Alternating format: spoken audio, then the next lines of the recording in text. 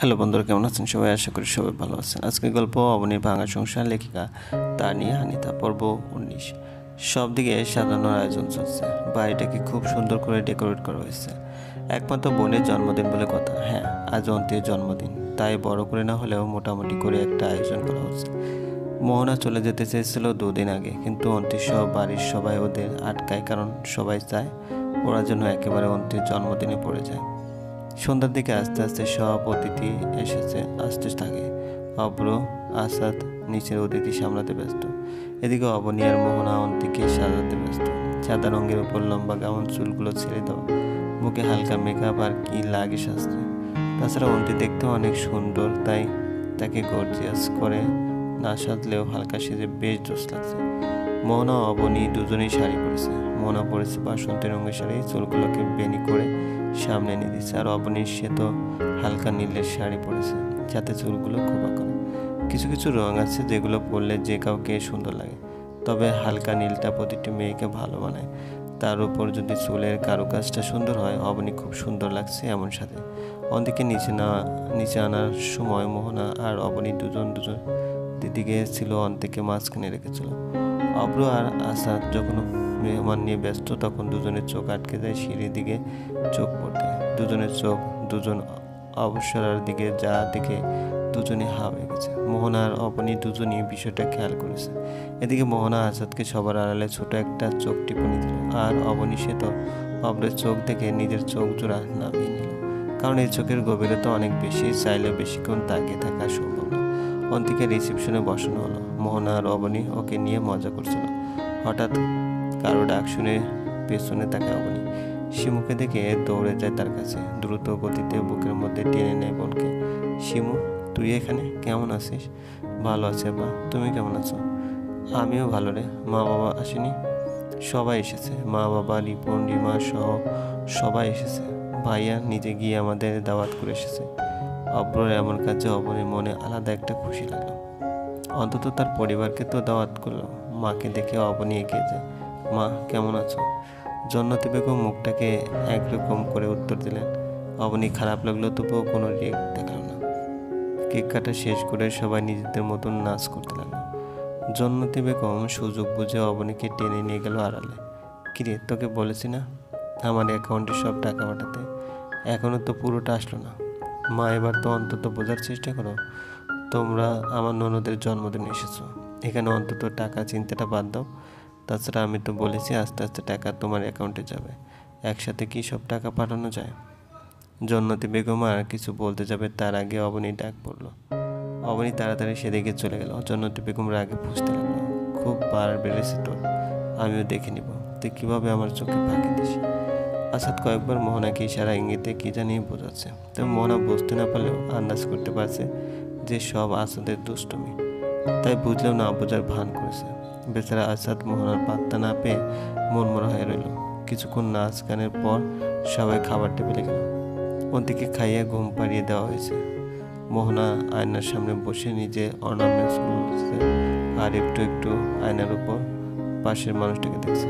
মোহনা বুদ্ধি করে চোখ টিপুনি দিতে ও পাশের মানুষটা একটু নড়েছে বসলো। কি দেখছো অমন করে? মনে হচ্ছে প্রথম দেখছো? তোমাকে দেখার জন্য প্রথম আর শেষের দরকার পড়ে না, তুমি আমার কাছে সবসময়ের জন্য নতুন।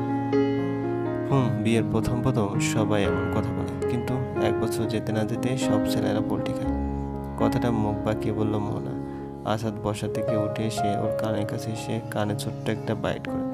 সব ছেলেরা যে এক হয় কে বলেছে? কিছু কিছু ছেলে আছে যারা নিজের বউকে ছাড়া আর কারো দিকে তাকানোর সময় পায় না। সেখানে তো আমার বউ আকাশের চাঁদ, নজর দিলে আর ফেরাতে মন চায় না। বোঝা যাবে কে সত্যি, আমি না তুমি। আমার কথায় একটু মিথ্যা নেই, সে তুমি যাই বলো, তবে প্রমাণ চাইলে এক্ষুনি দিতে পারি। মোহনা পিছন ফিরে জিজ্ঞেস করে, কি এমন প্রমাণ দিবে যা দেখলে আমি বিশ্বাস করবো? আসাদ কিছুটা চিন্তা করে শয়তানি বুদ্ধি আটলো। প্রমাণ দিতে রাজি আছে, কিন্তু তুমি না করতে পারবে না। মোহনা সম্মতি জানায়। আসাদ সুযোগ বুঝে মোহনাকে কোলে তোলে। মোহনা আচমকে এমন কিছুটাই ভড়কে যায়। কি করছো কি? কোলে নিলে কেন? তুমি না বললে প্রমাণ দিতে, তাই প্র্যাকটিক্যালি প্রমাণ দিচ্ছি। মানে তুমি না বললে বিয়ের কিছু সময় পর ছেলেরা পোল্টি খায়। আজ তোমাকে বোঝাবো, বিয়ের প্রথম রাতে যতটা আদর করেছি আজ তার চেয়ে বেশি আদর করবো। মানে আজ আমাদের দ্বিতীয় পরিচর্যা। মোহনাকে আর কিছু বলতে না দিয়ে লাইটটা বন্ধ করে আসাদ নিজের কথার মান রাখল। অবনী আয়নার সামনে দাঁড়িয়ে নিজের চুলগুলো ঝাড়ছিল। খাবার সার্ভ করার এক পর্যায়ে ওয়েটারের সাথে অনিচ্ছাবশত ধাক্কা খেয়ে পুরো তরকারির বাটিটা অবনীর গায়ে এসে পড়ে। ও মুহূর্তটা চেঞ্জ করা সম্ভব না, তাই ওয়াশরুমে গিয়ে হালকা পরিষ্কার হয়ে নিল। তাছাড়া সারাদিন ধরে অবনীর কেন জানি গা গুলাচ্ছিল, সাথে বমিও লাগছে। হয়তো চারপাশে মশলা জাতীয় রান্না ঘ্রাণে এমনটা লাগছে। এখন যখন অনুষ্ঠান শেষ, তাই বিলম্ব না করে অবনী তাড়াতাড়ি গোসল করে নিল। হয়তো গোসল করলে শরীরটা কিছুটা ক্লান্তমুক্ত হবে আর অস্বস্তিও কমবে। সবাই যার যার কাজে বিজি। অব্র বন্ধুদের সাথে আড্ডা দিচ্ছিল। অবনীর শাওয়ার নিয়ে কোনো রকমে একটা টাওয়াল পরে এসে চুলগুলোকে শুকাচ্ছিল। হঠাৎ দরজা ঠেলে অব্র ভিতরে ঢুকে পড়ল। অব্র এমন হুট করে উপস্থিত হওয়ার দুজনই ঘাবড়ে গেল। এদিকে অবনীর চোখ বড় করে আয়না অব্রকে দেখছে, ওদিকে অব্র অবনীর আপদমস্তক দেখছে। বন্ধুদের বিদায় দিয়ে রুমে এসেছিল ফ্রেশ হতে, কিন্তু এমন কিছুর মুখোমুখি হবে সেটা দুজনে কেউ আন্দাজ করতে পারেনি। অব্র অবনীকে ওপর থেকে নিচ পর্যন্ত পর্যবেক্ষণ করছে। এর আগে কখনো অবনীকে এমন রূপে দেখেনি। অবনী একটা টাওয়াল পরেছে যা হাঁটু ছুঁই ছুঁই, উন্মুক্ত হাতের বাহুতে চুল থেকে টুপটাপ পানির ফোঁটা, মুখে বিন্দু বিন্দু পানির চিহ্ন। সব মিলিয়ে এই মুহূর্তে অবনীকে অনেক বেশি লাগছে। অব্রে কেন জানি ঘোর লেগে গেছে। এমন রূপে দেখে অব্রের চোখ যেন সরছে না অবনীর উপর থেকে। অব্র চেষ্টা করছে নিজেকে কন্ট্রোল করার, কিন্তু একজন পুরুষ কখনো নিজেকে নিজের ইচ্ছে বিরুদ্ধে দমাতে পারে না, তার উপর যদি এমন রূপের কাউকে সচক্ষে দেখে। এদিকে অবনীর তো জান যায় যে অবস্থা। কারণ অবনীর ধারণা ছিল অব্র তার বন্ধুদের সাথে আরো সময় পার করবে, কিন্তু এমন করে সে চলে আসবে তা কল্পনার বাইরে। অবনীকে এক ধ্যানে আয়নায় চেয়ে আছে, কারণ অপর পাশের মানুষটার চোখগুলোর মাঝে অন্য কিছু দেখতে পাচ্ছে। কি করবে সে? এদিকে নড়তেও পারছে না, কারণ একটানে কেউ চেয়ে থাকলে ভীষণ অস্বস্তি হয়। তখন হিতাহিত জ্ঞান থাকে না যে কি করবে। অবনীরও হয়েছে তাই, বুঝতে পারছে না এভাবে দাঁড়াবে নাকি কি করবে। এদিকে এসব চিন্তা করতে করতে অব্র তার কাছে চলে এসেছে। অব্রকে নিজের এত কাছে দেখে অবনী এক ধাক্কায় পিছনে চলে যায়। অব্র আস্তে আস্তে এগাতে থাকে। কি করবে অবনী এখন?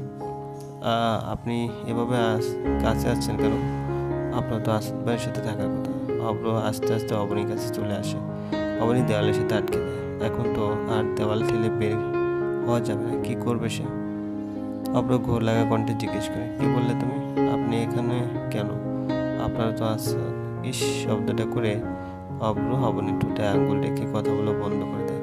তারপর আস্তে আস্তে আঙ্গুল দিয়ে ঠোঁটগুলো স্লাইড করতে থাকে। অবনী জমে যাচ্ছে অব্রে এমন কাজে। কি করছে ছেলেটা? এই মুহূর্তে অবনী হয় জ্ঞান হারাবে, না হলে মরে যাবে। কি করছে ছেলেটা? অবনীর শরীরে কারেন্ট লেগেছে অব্রের এমন উদ্ভট কাজে। কি বললে? আমি এখানে কেন? তো আমি কোথায় থাকবো বলো? অন্তি মায়ের রুমে, আসাদ আর মোহনা অন্তির রুমে, আমি আমার রুমে। ওহ, অবনী তো ভুলে গেছে আসাদ ভাইয়া আর মোহনা আপুকে একটা রুমে ছেড়ে দেওয়া হয়েছে।